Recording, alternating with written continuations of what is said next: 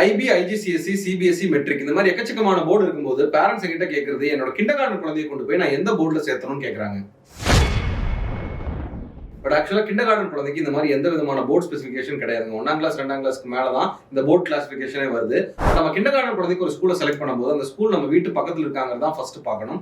ரெண்டாவது விஷயம், அங்கே இருக்கிற டீச்சர்ஸ் எந்த அளவுக்கு ஒரு இன்வால்மெண்ட்டோட அந்த கல்வி முறையை நம்ம குழந்தைக்கு சொல்லிக் கொடுக்குறாங்கிறதாங்க முக்கியம். ஏன்னா ABCD 1 2 3 அடிஷன் சப்ராக்ஷன் இந்த மாதிரியான கான்செப்ட்ஸ் தான் நம்ம குழந்தைங்க எப்படி படிக்க போறாங்க.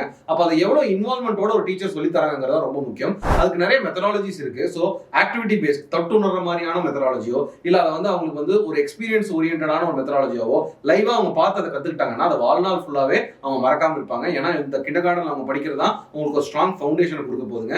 இந்த மாதிரி வழிமுறைகள் இருக்கிற மாதிரியான ஒரு ஸ்கூலை நீங்க செலக்ட் பண்ணுங்க. அண்ட் ரொம்ப ரொம்ப முக்கியங்க பேரண்ட்ஸ், உங்க குழந்தைங்க எக்கார்ந்து கொண்டு மனப்பாடம் பண்ணாம ஒரு சிஸ்டம்ல படிச்சுட்டாங்கன்னா வாழ்நாள் ஃபுல்லாவே அவங்க மனப்பாடம் பண்றதுனா என்னன்னே தெரிஞ்சுக்க மாட்டாங்க. அப்போ ஒரு லைவான ஒரு எக்ஸ்பீரியன்ஸ் தான் உங்களுக்கு லேர்னிங்ல கிடைக்கும். அண்ட் லேர்னிங்கும் ஒரு என்ஜாயபிள் ப்ராசஸா மாறிடும்.